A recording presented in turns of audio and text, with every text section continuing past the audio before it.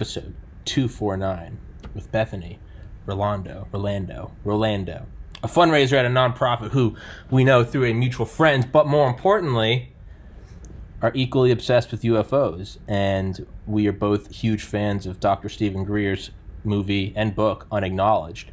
He was on Joe Rogan, episode 331, and I like it because it's like the least sexy UFO. It's not, abductions and this, that. It's just a bunch of military officials talking about actual craft in the sky that have radar returns, that affect magnetic, receivers.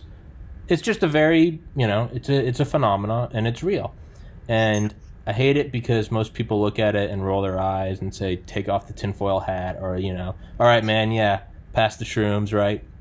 But you mentioned it with our mutual friend, and I was like, holy fuck. Best friends ever since. Yes, exactly. Best friends ever since. And I was like, oh my God, someone that likes this. Because normally I bring it up and they're like, go away and stop talking to me. You brought it up and I was like, oh my God, someone who's equally as crazy as me. But that's probably true. It's probably true. But introduce yourself, please. Well, you already did. I already did, but, I have to give you a chance too. I'm Bethany Rolando, and I'm a fundraiser for a nonprofit. Fair enough. And I'm obsessed with Stephen Greer's Unacknowledged. Yes, exactly. Who, all of his films, I went back and listened to his episode 331. He's talking on, this is back in 2012, and please interrupt if because I will not shut up.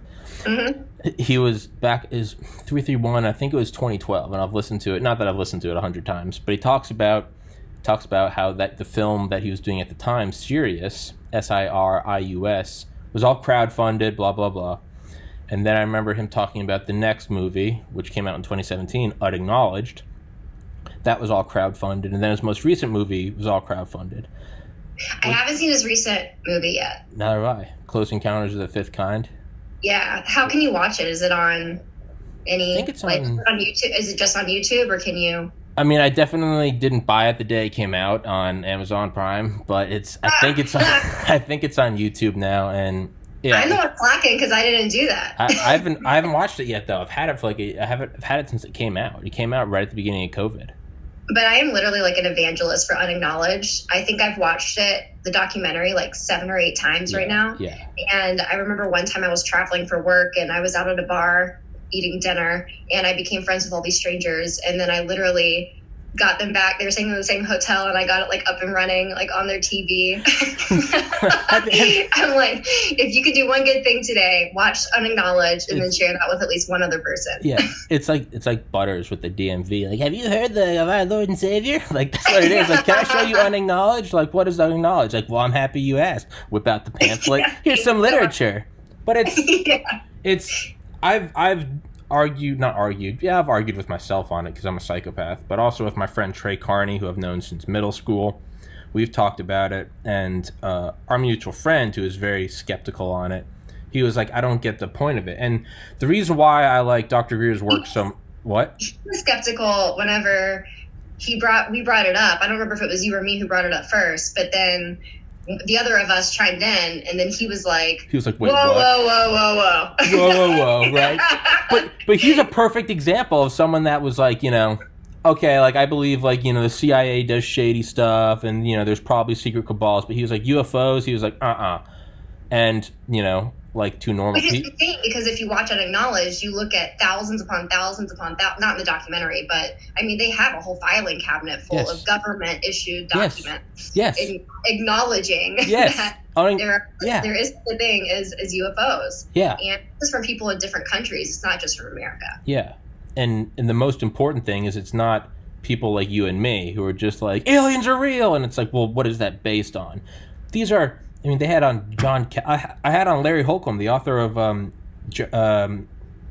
Presidents and UFOs. In February, I'm having on Dr. Lynn Katai, who Stephen Greer mentions extensively in Unacknowledged and when he was on Joe Rogan.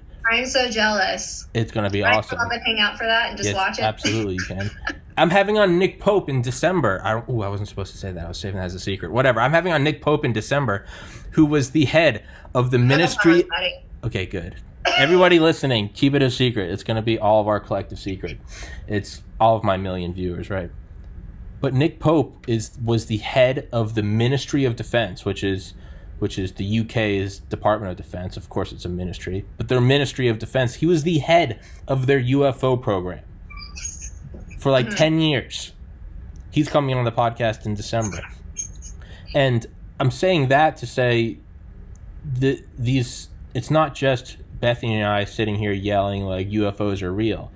These are people that are incredibly, incredibly high up. I mean, not the least of which are presidents. Truman, UFOs or flying saucers, given that they exist, are not constructed by any power of Earth. Jimmy Carter, I know UFOs are real because I've seen one. President Gerald Ford, the U.S. Air Force is doing the public a disservice by not declassifying everything they know about unidentified flying objects. Fife Symington, former governor of Arizona during the Phoenix Lights, March 13th, 1997, who was also a former Air Force pilot, said, well, this is either a highly secret DoD craft or it's an alien craft, and there's no in between. It's also important to know that these are elected officials on both sides of the aisle. Yes. Or then not even like John Podesta, the head of Hillary's campaign. Mm-hmm. He was pushing for UFO disclosure. Senator Harry Reid.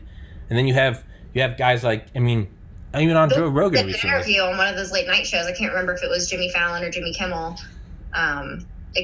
Talking about the expansion of the universe and how Bill Clinton, it's become more and more likely that there is evidence of other life out there. Yeah. Hiding it in plain sight. That's probably one of my favorite parts about the documentary is how the government is really, and how they've worked with the mainstream media, which I would really like to get into eventually in this conversation.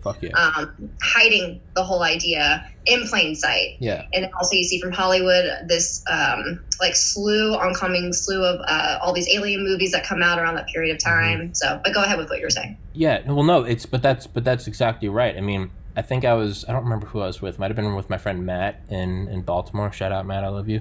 But we were watching some shout out, Matt. I love you, Matt. We were watching some. I've known Matt since 5th grade. Matt knows how crazy I am. But we were watching some. Oh, it was crazy. Yeah, right. I know, we're all insane. It was some 80s action movie, just run whatever.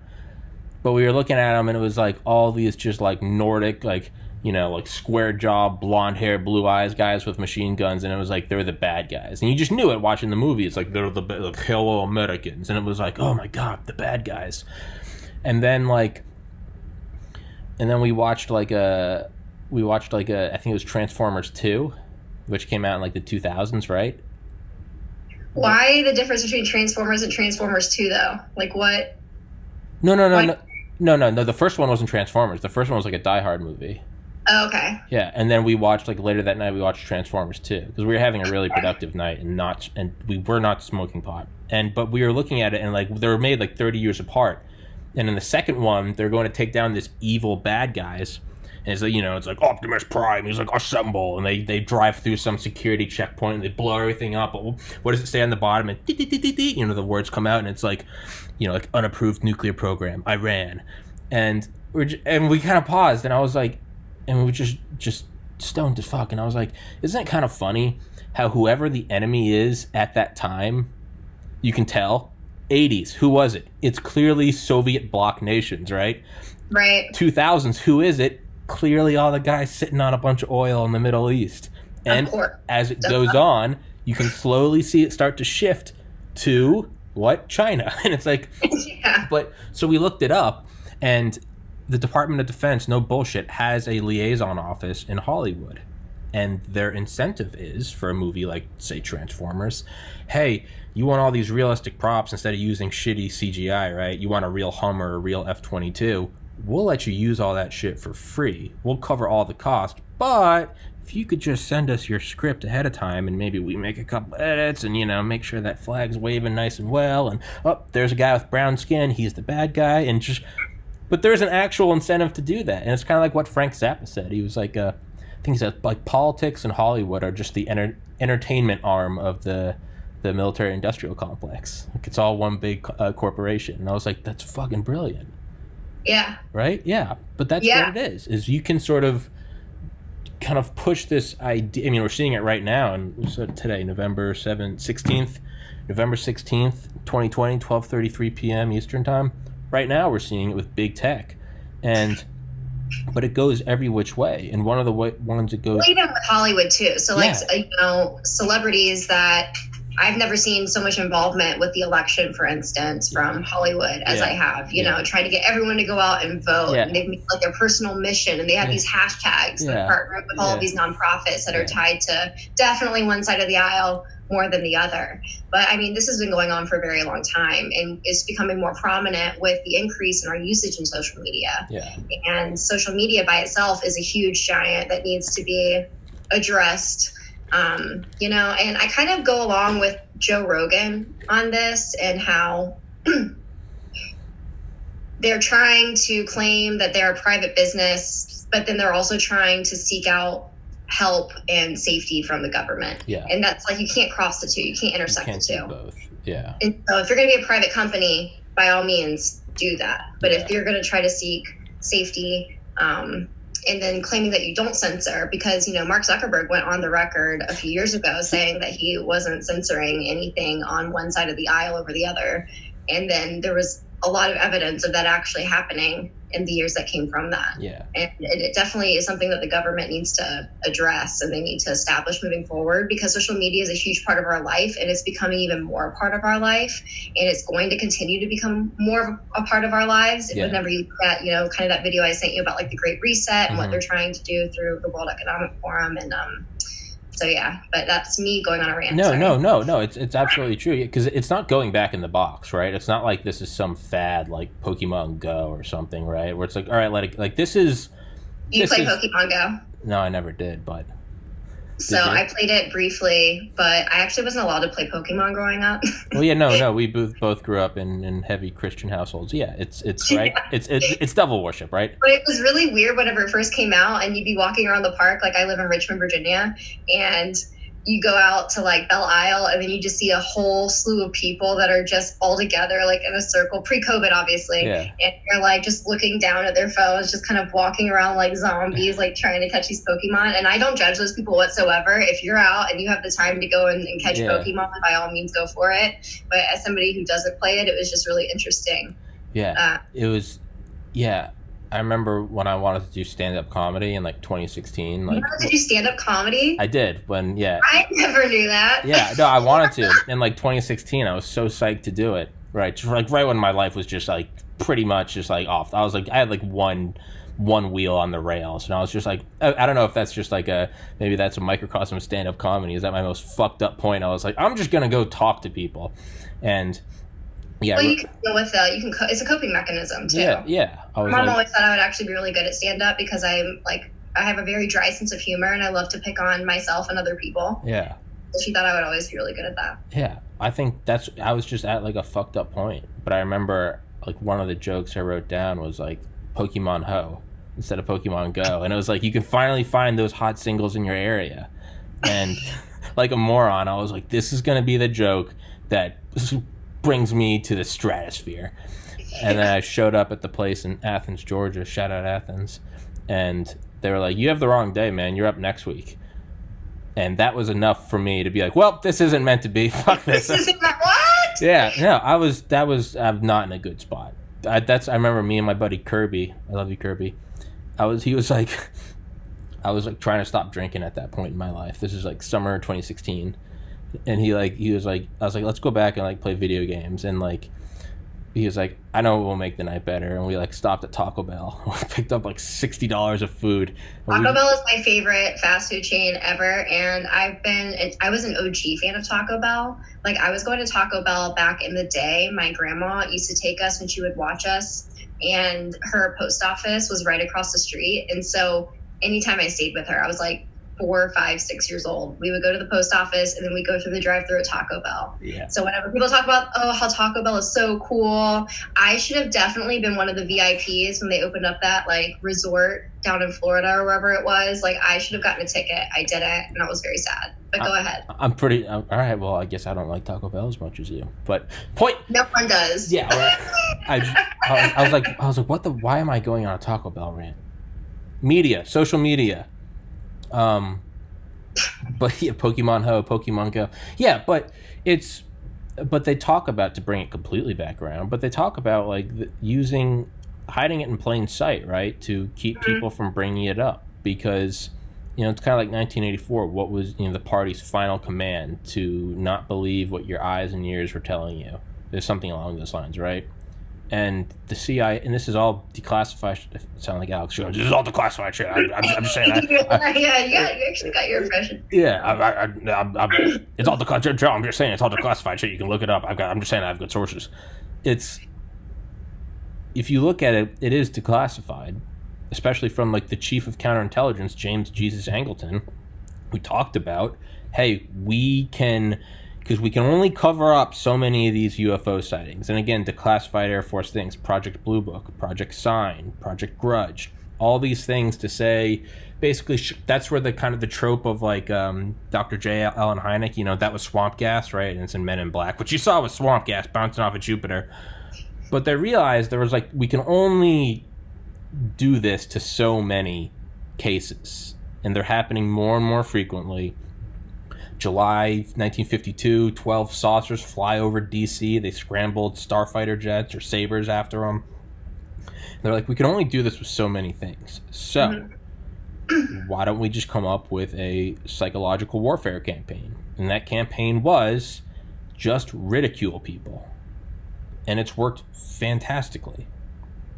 Because, what's that guy, that pilot for Japanese Airlines flight, I think 1628, not that I know this, over Alaska, where they spotted that huge UFO in like the late 80s, and John Callahan, in Unacknowledged, who was like the number 3 in the FAA, that pilot was laid off despite having like 20,000 flight hours, and he eventually got hired again because some professor, what the fuck is his name?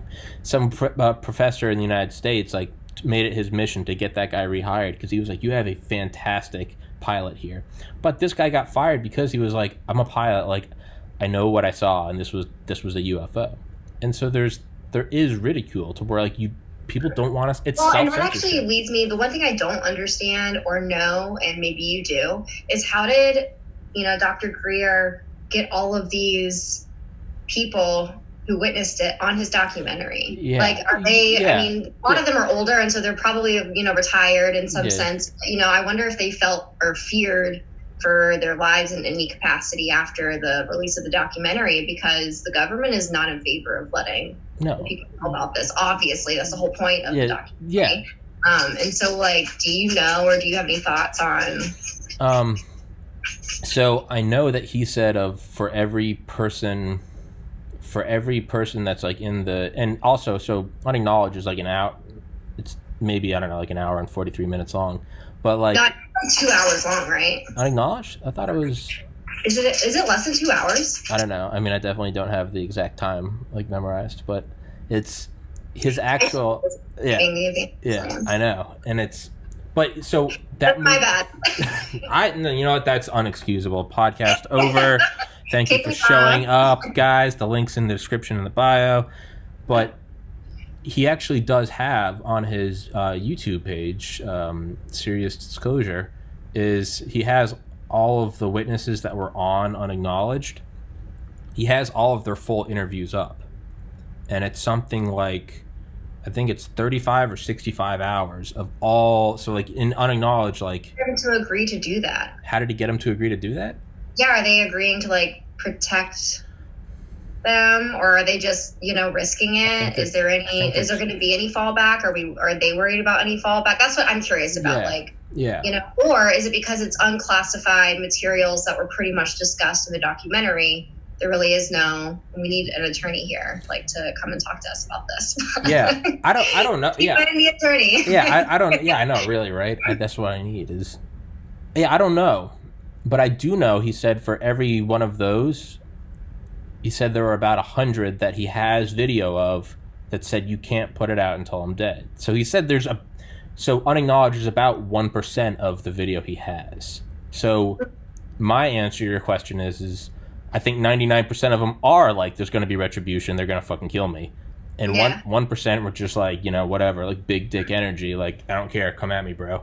And I don't know. Some of the guys were really old. They were probably just like, I don't fucking care. Yeah. Patriots, in my opinion. Exactly. Really. Exactly. A very brave person, because aliens is not an issue that is taken lightly. No. I don't think. And so let's go into that, because our mutual friend, when we gave him our whole cult speech, And it was so funny how it happened. I can't. Do you remember which of us brought it up first? I said something. I think we were talking about normal conversations. Like JFK was absolutely whacked by the CIA because he did a normal Tuesday conversation because because he didn't want us to go to Vietnam, and the military-industrial complex was like, fuck that guy, like we want our cash. And he was like, do you really think they would do that just for an energy, like just for like profit? And I was like, well, I mean, think about like the UFO idea. It's all like an energy conspiracy. And he was like, what? And you were like, have you seen Unacknowledged? And I was like, yeah. And he was like, what is Unacknowledged? And we were both like, what? And yeah, so our dear friend that we are slowly red pilling, we're literally gonna red pill him hard. We have been in the process, for everyone listening, we have been in the process of taking his red pill virginity for the last month. We have just... That's probably true. And it's funny, though, because, like, the first time we saw him, he was like, do you really... I think he likes it, though. He absolutely likes it. He absolutely likes it. He's never... Don't make it seem like bad people. Yeah, he's never said no. He'll... He actually asked us the last time we were all hanging out. He said...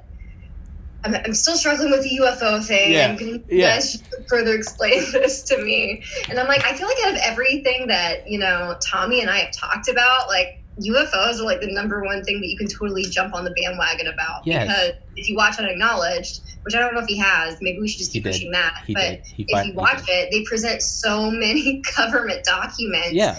Really, it's indisputable, in my opinion, about the fact that UFOs exist, that they visited this planet, that aliens exist.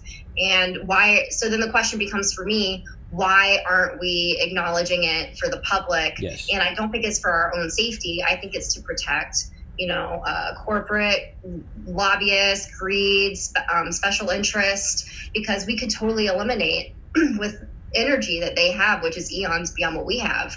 We could eliminate world hunger. We could have water for everyone to drink. It would just help us progress so rapidly. Yeah. I don't even think we would be ready for how well we could progress if we were just to, welcome. I don't think they're here to harm us. And I think that's the number one portrayal that Hollywood, the narrative, is trying to push out, is that aliens are here to hurt people and they want to go to war with us. But if you look at the fact that they were here on UFOs and just trying to see what's going on. It's if they wanted to hurt us because of the energy that they have and the technology that they have, I feel like they could have done that. They would have done it a long time ago. Yeah. And I think that there are other planets as well, in addition to the ones wherever they're coming from, and they might not even all be from the same planet. They're probably interplanetary trading. Okay, they're doing that with each other. Sure.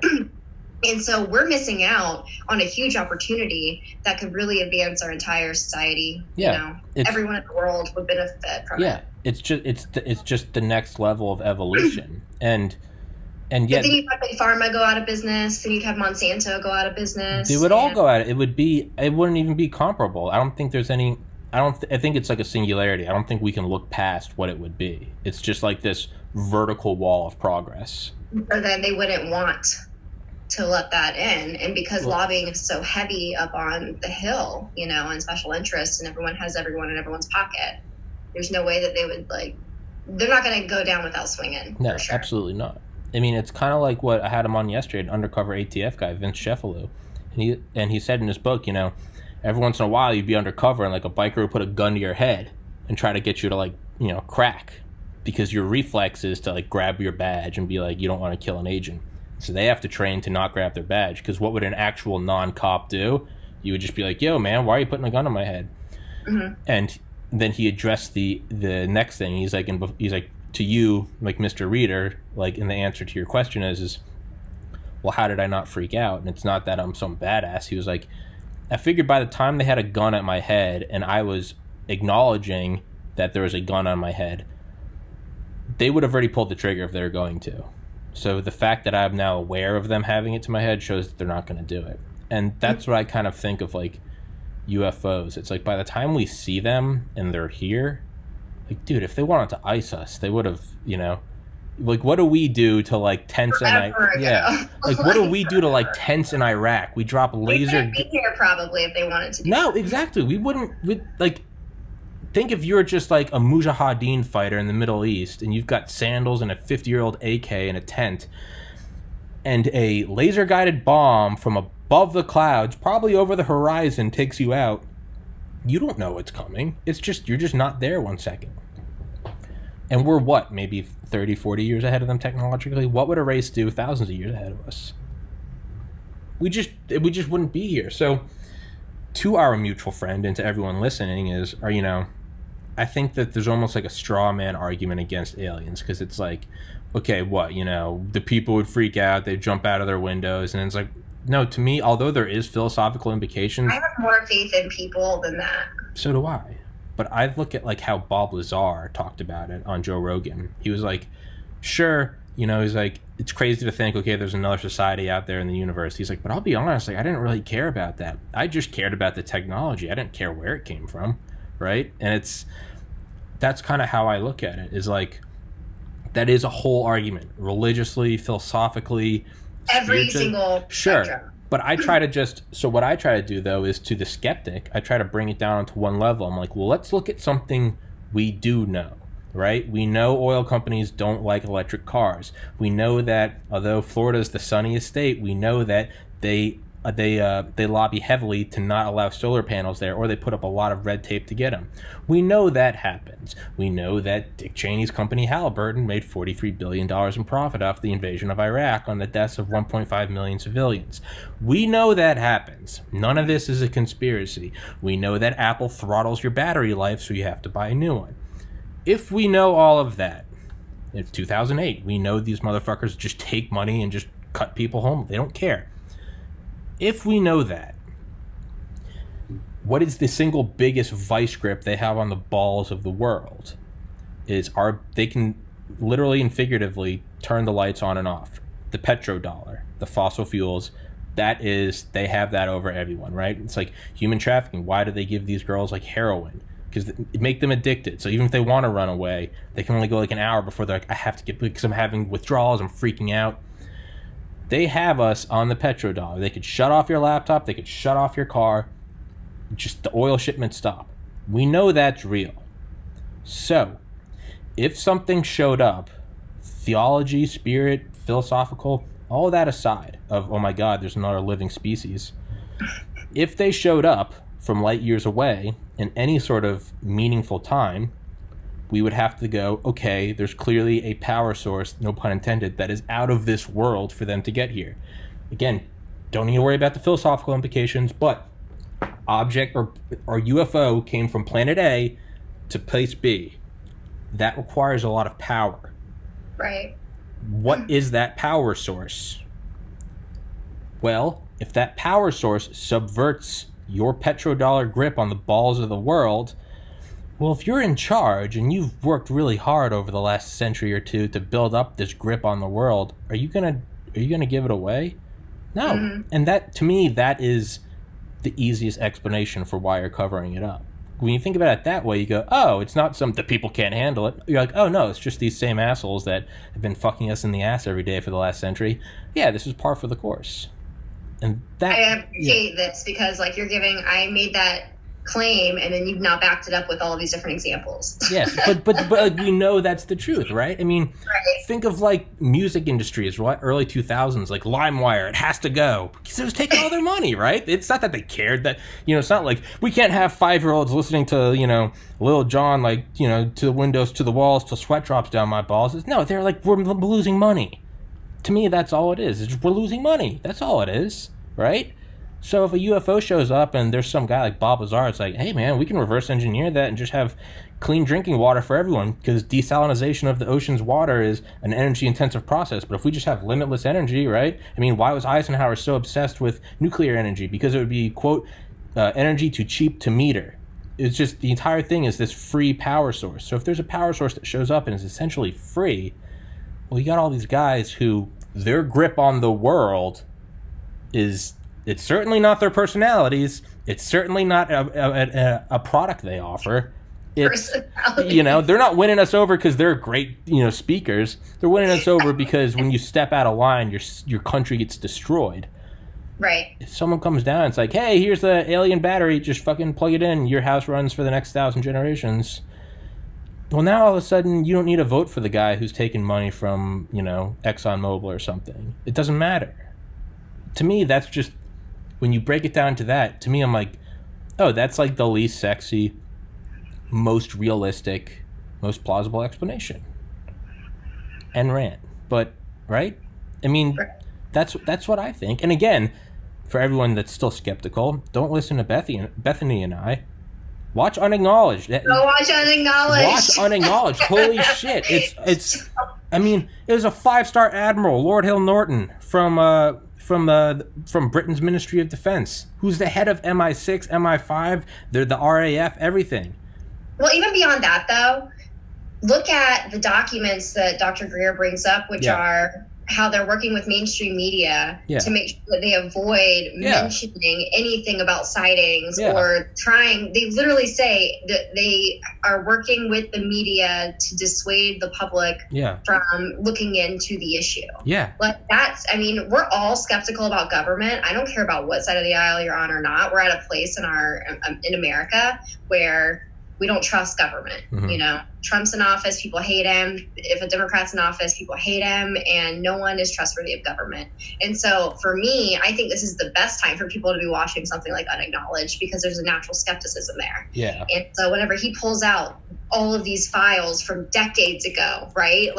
This is not happening. It probably is happening yesterday, but this is from a while ago. Yeah. And just talking about how they've had mainstream media wrapped around their finger from then. And then that ties into how government and mainstream media have this relationship into today. Yeah. And then you look at what mainstream media is trying to do. Yeah. And no one should be trusting mainstream media either. Yeah. I also don't care what side of the aisle you're on. Yeah. And you're right. Into the whole thing with social media, and then them trying to seek out safety, but then they're trying to operate like a private company, but then they're working and pushing a narrative. It all ties together. Yeah. And that's why I ultimately am really passionate about it, because government has too much power. Yeah. And I don't think it is within their rights to hide something that the public could benefit from, that the world could benefit from. Yeah. And then you take it a step further and you look at how we're definitely not, according to Unacknowledged, the only government that's aware of this. Yeah. And so then you look at the fact that all of these governments are working together to hide it from the public all over the world. What else are they hiding from the public all over the world? That's how my mind works. Yeah. Yeah. No, it's exactly it. It's kind of like George Carlin said. It's like, it's a big club and you ain't in it.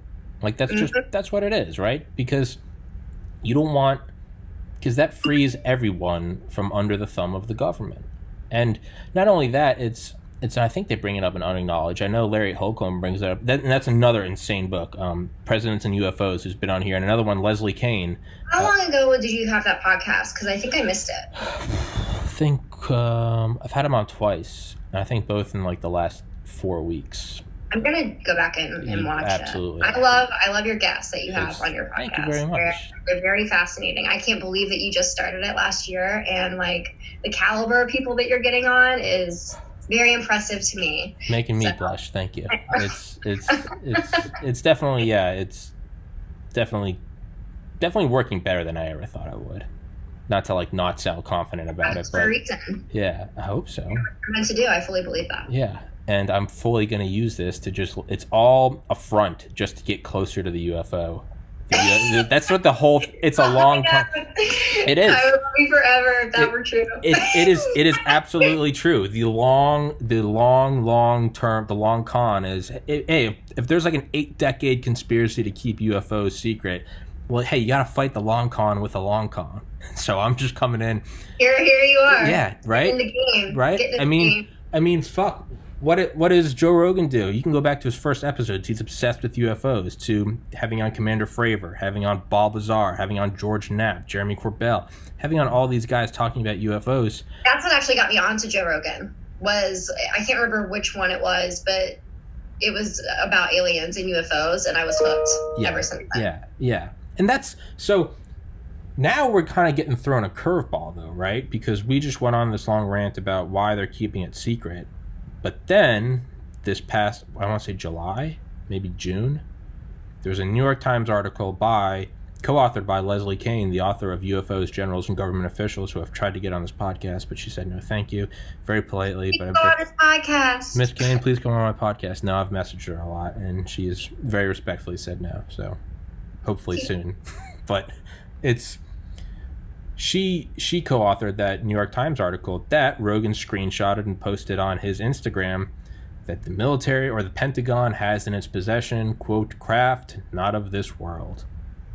And that kind of just went under the radar, right? Right? It's... Of course it did. Yeah, but...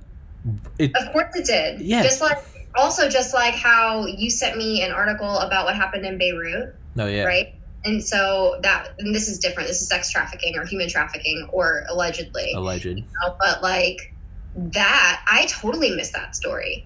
I don't know if that was on the front page of any paper or like the front of any. I read the news all the time as a part of my job. Yeah. And so like the fact that I didn't even see that story happen and you were asking me about, what do you think about this and that? And I'm like, I honestly have no idea. The fact that you just sent me this and I've never seen it is blowing my mind. And I need to do research before I come to any conclusions about like what had actually happened. But it's just another example. Yeah, no, that does blow my mind because it was a huge fucking explosion. I actually got on an EOD tech, explosive ordnance disposal guy who worked with the Secret Service. I had him on to talk about the Beirut explosion. And I came in and I was like, was it a government operation? Was this black ops? And he was like, I mean, probably not. And I was like, oh. But darn. I was like, fuck. But yeah, he went in. I really thought I was onto something there. I know. I was like, this is, and he was just like, I mean, no. He was like, there's, and I was like, fuck. But this guy was in the Secret Service and did bomb detection when, like, I think under Bush and Obama, whenever they'd go to like China, they'd bring him out there. I think I heard that episode.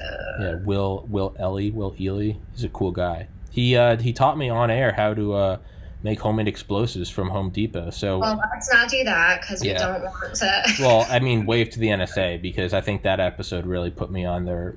He's just like, you gotta go and just buy. You gotta buy like acetone. You gotta buy, and I was just like, all right, I'm on that list now. Not that I haven't already been, but it's But it gets weird because episode 151 with my buddy Trey Carney, we discussed this and we were like, isn't it kind of weird how there's this story in the New York Times posted by Joe Rogan, and it was like the emperor has no clothes. Everyone just kind of looked away, and I was, not Trey and I were freaking out, and I was like, I had him on, and he was like, did you read it? And I was like, I read it, and we were just going back and forth. But it does seem weird because that completely goes in the face of my whole argument that like they're keeping it quiet. Why would they post it? Why would they make that? Is it like a chess move in the long con? Because 2020 is so crazy. They're like, let's throw it out there now. No one's even going to pay attention. So you're thinking that the media is in on it too? So they're like, so is that your assumption? So assuming that media is also in on it, they're like, because 2020 is so crazy, let's go ahead and publish the story and it doesn't actually gain traction. Yeah. Or are you of the mindset that media is not as involved with government dealings at her level necessarily? I'm not talking about the executives, but maybe as a journalist. Yeah. I would like to think, although I am very skeptical about a lot of journalists today, I would like to think that there are still journalists out there that aren't a part of the smoke screen, like the backroom dealings, and that they would want to get a story out there if they had the information. Yeah. Like that's what happened with Amy Robach at ABC News. I mean, she had the Jeffrey Epstein story for 3 years, and ABC News would not let her put it out there. And, by some way, somebody who worked there caught her on tape in between the segment, and she had talked about everything that she had.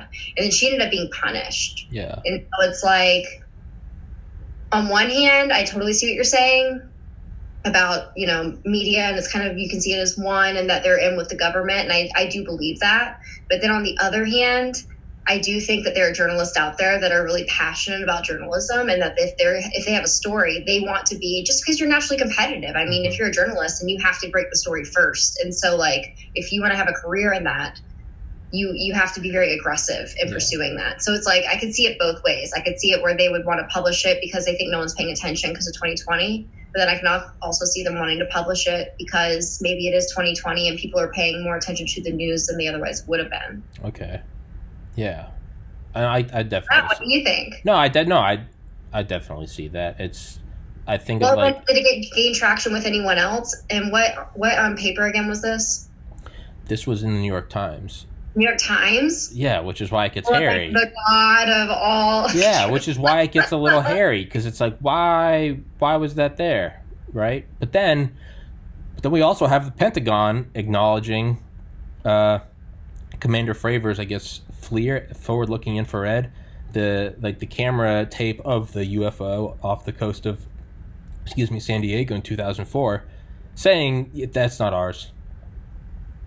Just the Pentagon just saying that's not ours. Like, okay. And like, but they just that was the summer. So like a few months ago wasn't it the Pentagon that like admitted that they had seen UFOs? Yeah, because I definitely published that like on my own social media. I know. Said, hey, 2020 is a crazy year. Yeah. When the government's admitting that they acknowledge UFOs and no one is paying attention to it, and it's not getting any coverage on CNN, MSNBC, Fox News. And then, by the way, if you haven't seen it yet, go watch Unacknowledged. Yeah, yes, but that's what I'm talking about. Like the Pentagon just like nothing. Yeah, that's not ours. That's definitely an alien. There's a video of it. That's an alien. And it just kind of flew under the radar. Maybe it's cognitive. Maybe nobody really does give a fuck. Maybe it's not. I don't think so. I don't think that's true. I think you have so many people who are so passionate about human rights and social activism that if they understood what would happen if we introduced interplanetary trade, that I would go out and protest that. Yeah, so would I. It helps everyone on the entire planet. Yeah. And I understand it's not a strict black and white issue either. I'm sure that they would have their wants and needs, and then we're trying to present our wants and needs. But, there needs to be a discussion of it. Yeah. And I think I have more faith in people around the world that if we made it an open topic of discussion, that they could handle it. I don't see people going and jumping off buildings because aliens exist. We're so desensitized to it. We've seen how many, but hence Hollywood and movies and media, and how often they push how many alien movies came out in the last 20 years. Yeah. So I think that we're desensitized enough to it that we could totally introduce it, and for the most part, everybody would be okay with it. Yeah. And they'd be like, okay, yeah, that makes sense. And then, okay, now let's go to the next level. Like, what do we do next? Yeah. And that's how I think about it. Yeah. I don't think people would freak. Like, we have rovers on Mars. Like, we have phones that beam live video into our pockets, supercomputers. Like, we know the universe is expanding. We watched on live TV as 2 passenger airplanes hit the World Trade Center. Like, there's COVID. Like, for the most part, people are like, that's crazy. Go look at the Great Reset. You should tell people to go watch that too, absolutely. Because that's something that is put out, and you can watch their own videos, and it freaks me out whenever it's them talking. It's not even some conspiracy theorist. Yeah, conspiracy theorist talking. It's not me and you, and it's not. I did send you a video, I think, of a guy that I really like, and I'm blanking on his name, or else I give him a shout out. I'm so sorry.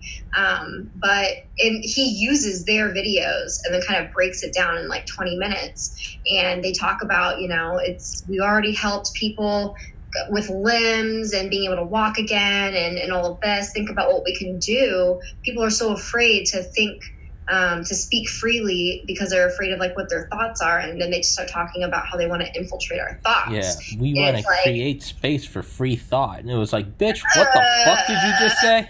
Yeah, it terrifies me. I really have to pee. I'm gonna pause this. I'm not gonna make you monologue. I'll pause it.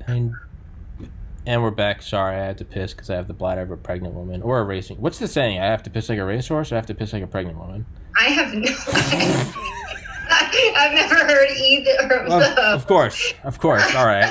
You guys are weird up in Maryland, but you also have wild horses in Maryland. That you told me about. We do have fucking wild. I was telling you about how I went to Puerto Rico and that I saw this horse like on his way to go meet his buddies, and that was like the coolest thing ever, just to think about the life of a horse that is wild. And it's like, okay, he like goes and eats some hay, he goes and meets up with his like girlfriend, and then he's like, all right, girl, I gotta go, gotta meet up with my buds. And so then I was driving a golf cart on like down this pathway and then onto the beach, and then there was like a whole slew of horses that he eventually like caught up to and was just like hanging out with, and they were just chilling.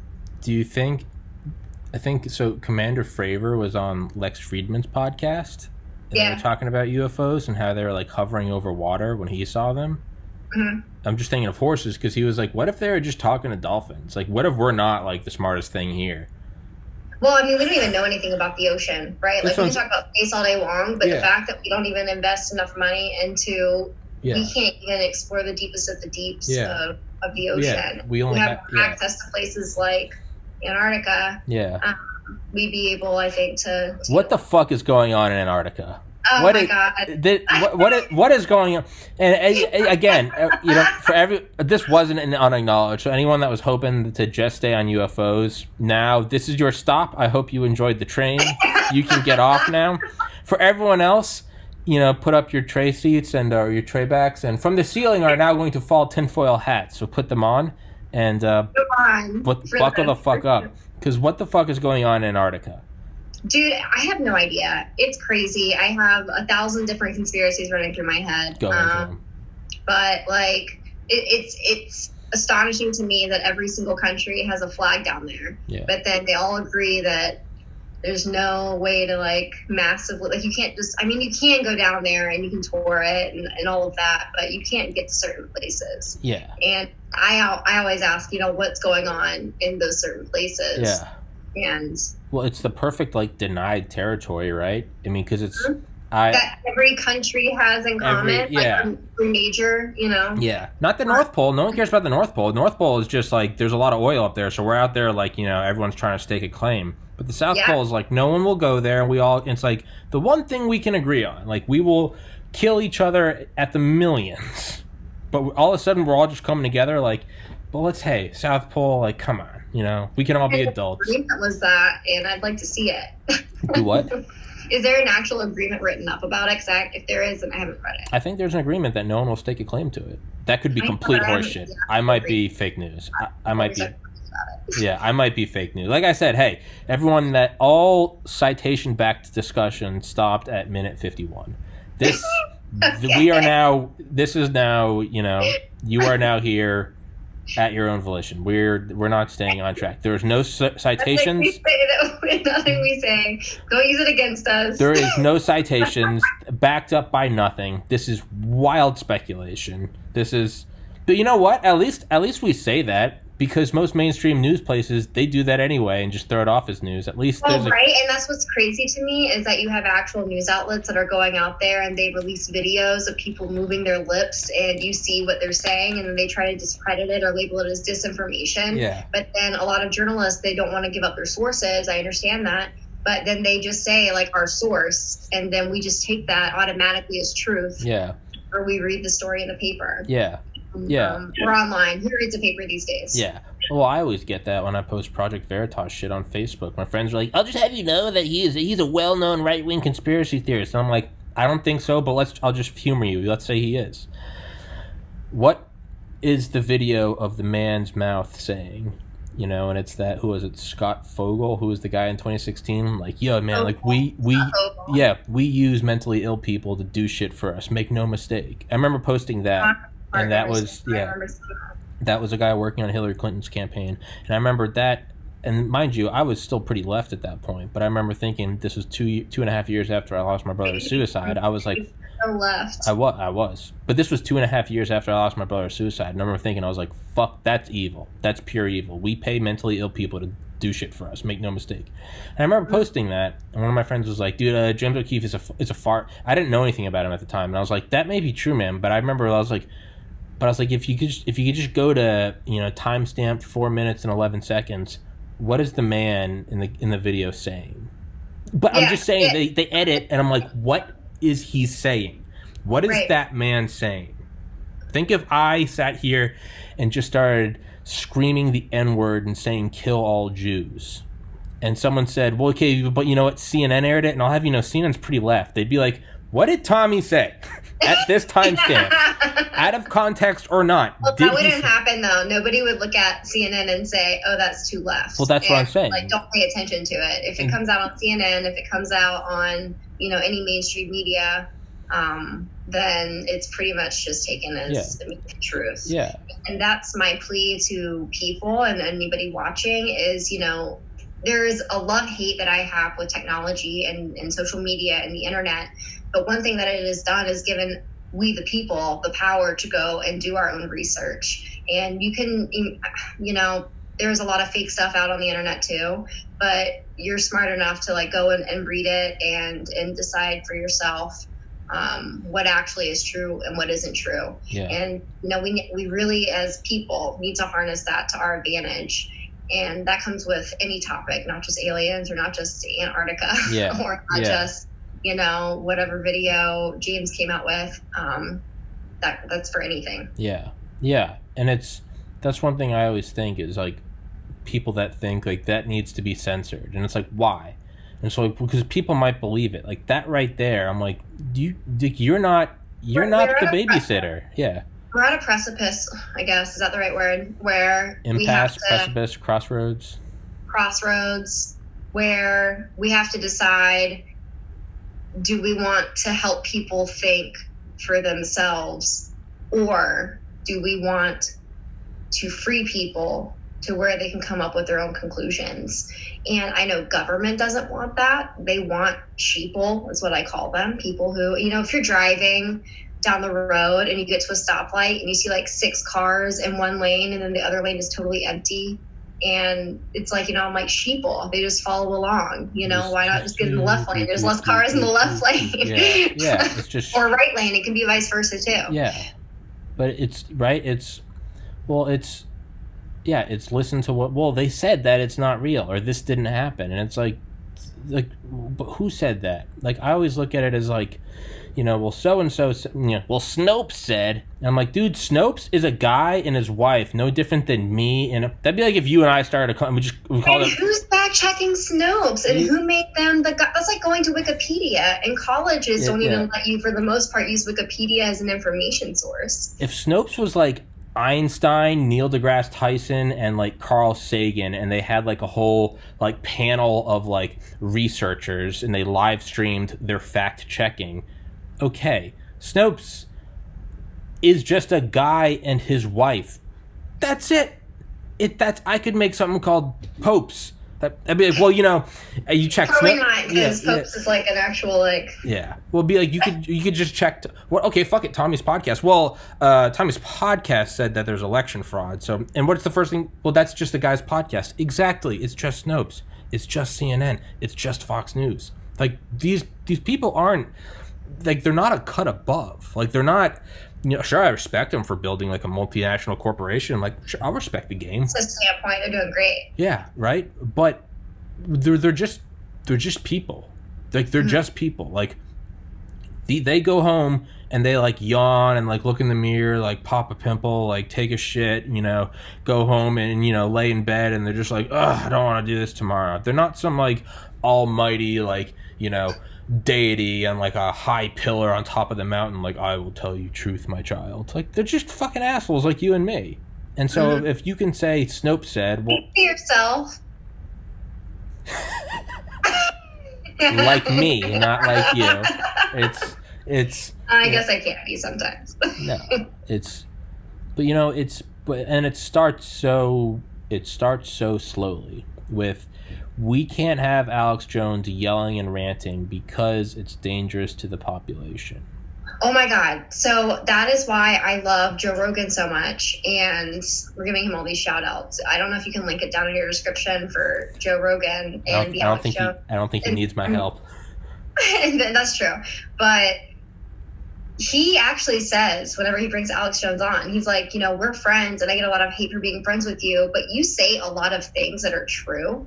And Alex struggles with his strategy of getting information out there. And I do think he's incredibly obnoxious. Yeah. But I mean, there were things that I was looking into that Alex Jones was like exposing back in the day. I mean, they talked in that last podcast about, I'm not going to call it the brewery like I did the other night with you guys. Bohemian Grove. Yeah.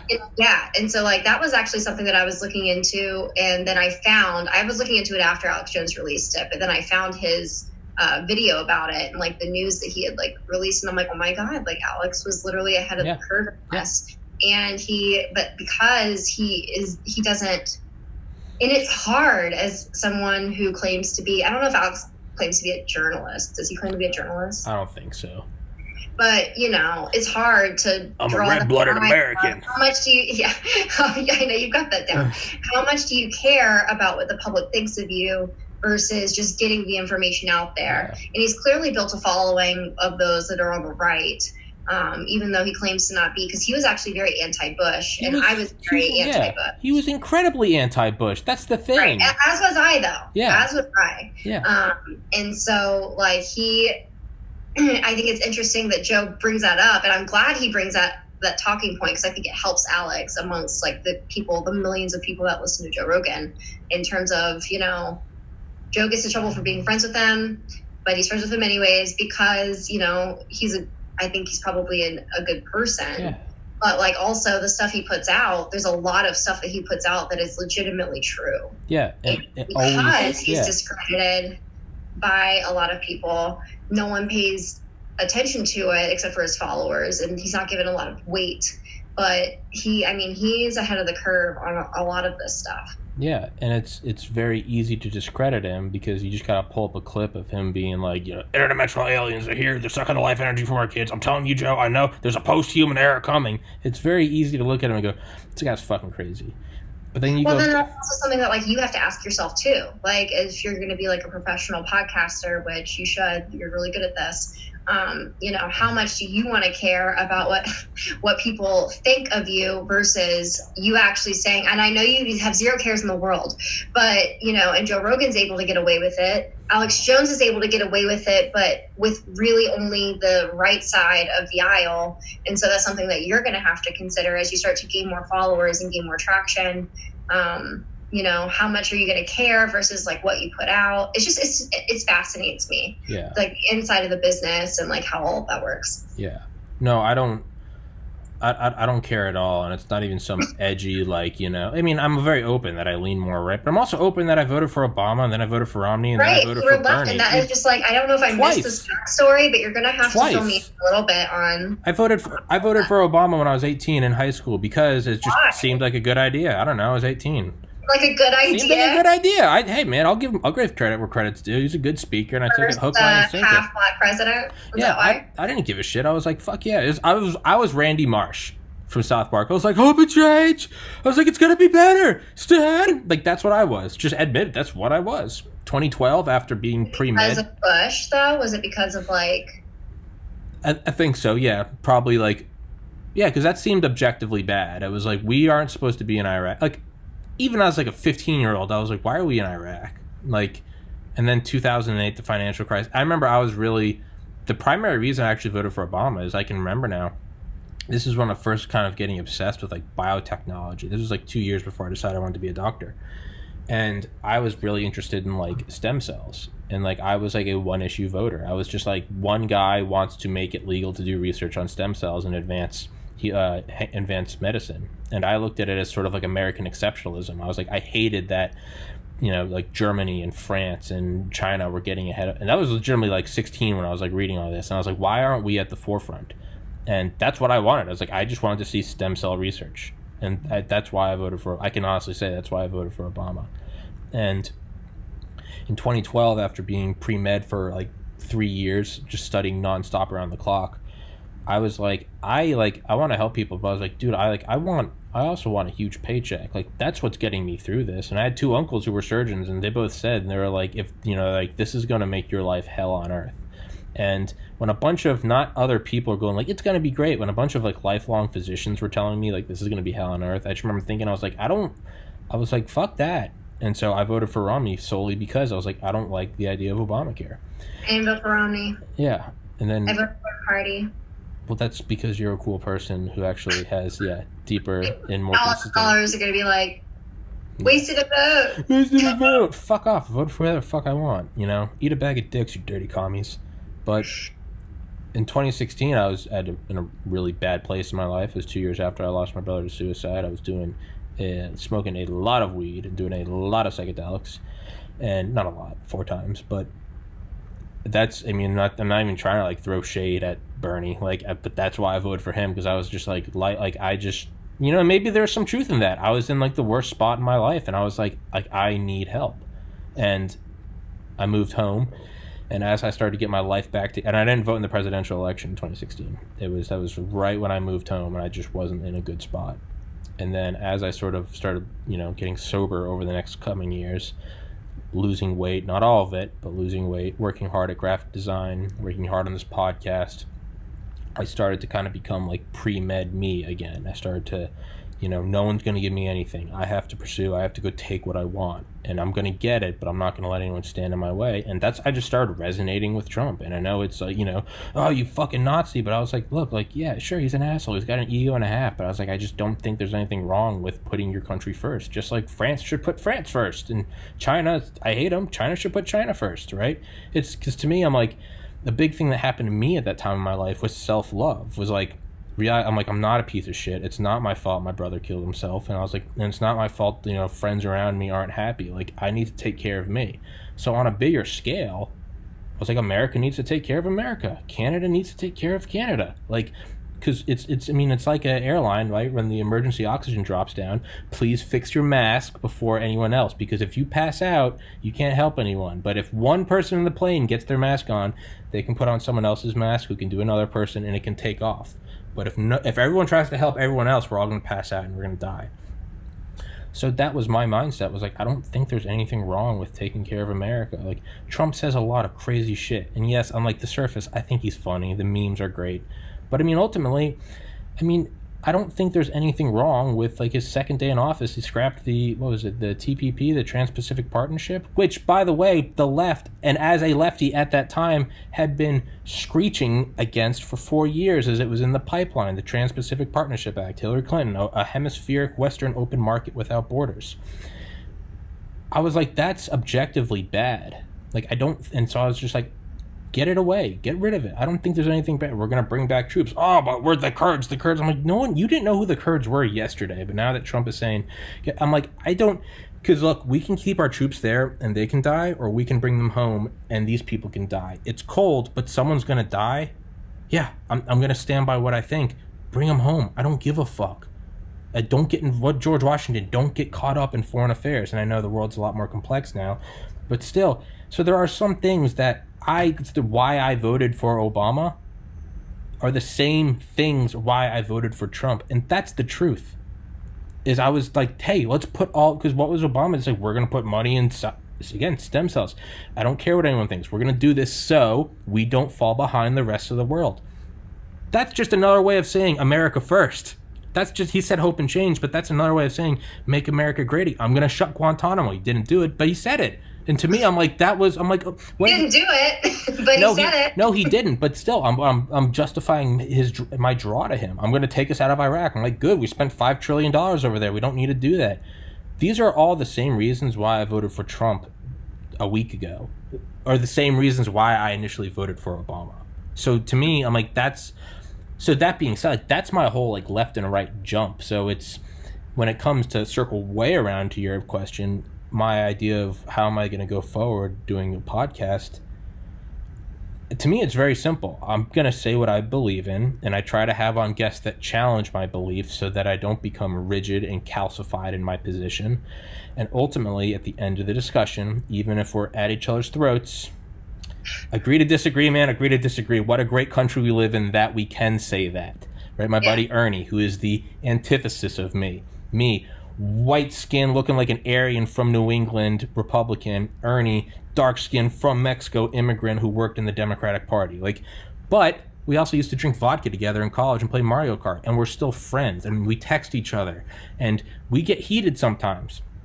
But we always text each other. I'm like, love you, brother. And he's like, love you too, man. Like, keep working on the podcast. I'm like, I hope you're like, I know your dad's sick. I hope your dad's doing better.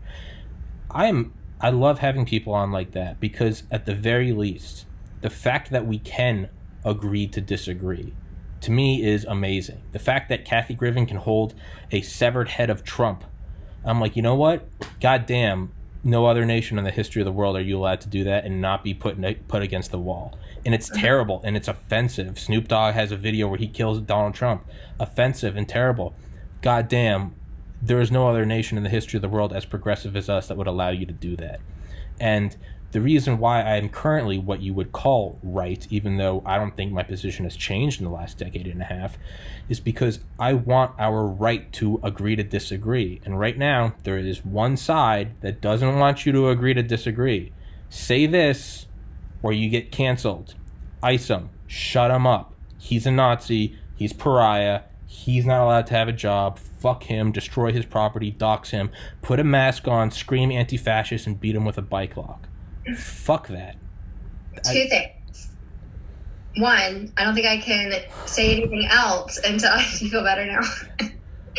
I don't think I can say anything else without acknowledging the fact that I think you're a very strong person. You've been through a whole lot. Thank you. And so, yeah, I give you so much kudos for that, and coming out on the other side, and for not even being on the other side, but like wanting to be here for a better and higher purpose, and to add value to other people and to help other people.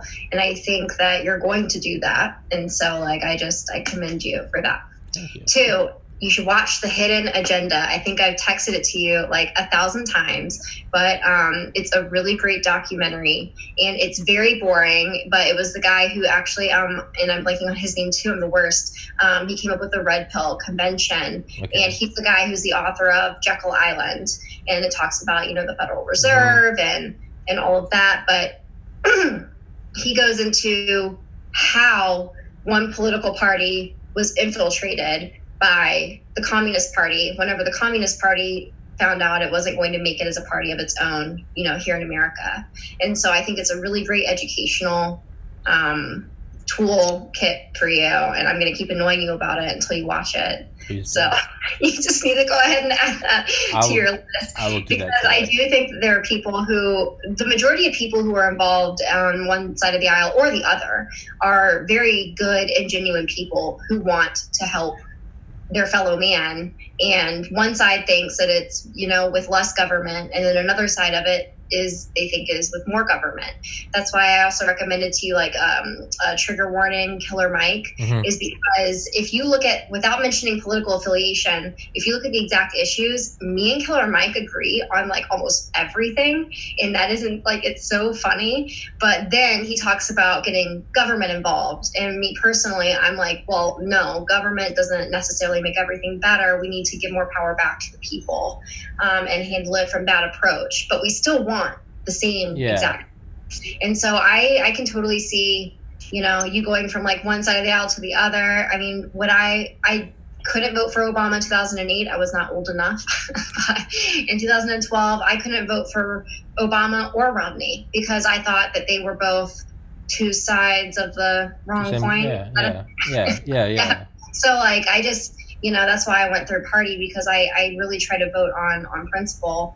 And, I did not think that Donald Trump was going to be the nominee for the Republican Party. Not at all. There's no way I thought the establishment within the Republican Party was going to allow that. I thought it was going to be Marco Rubio. I'm not going to lie to you. Like, that's who I thought it was going to be. And would I have voted for Marco Rubio? Probably not, if I'm going to be honest. So the fact that Donald Trump got to where he was got to where he is now, like from where he was, is a big question mark for me. I mean, we can talk about like kind of how that happened from the jump, but I totally agree with you in the fact that he kind of came in and said, I don't care about whatever's going on, we have to get America back on track, and we have to put America first. And people can say anything they want to about his personality. Would I necessarily want to hang out with him? Probably not. Yeah. We can say like whatever we want about his own ego and his motivations for what he's doing. It could be for his own self-interest. I actually think that that's not even a legitimate argument. You can be in for your own self-interest or not, because his own self-interests are also still for the betterment of the American businessman and the majority of the economy here in America. And so, yeah, he could be in it for his own selfish interest, but he's actually helping make the economy better. And we've seen nothing but, like the minorities and unemployment has gone down more than any other administration. And history. He's breaking records left and right. And not only that, he's kept a lot of his promises that a lot of other people have not. I would say like double the amount, maybe even triple the amount of promises. No new wars. I mean, holy fuck. I mean, how low can our bar be? But there it is. No new wars. I'm really disappointed to see that there was not a lot of mainstream coverage on the peace deal in the Middle East. And I know that no one thinks that there will ever be peace in the Middle East, and that could be true. That could be true.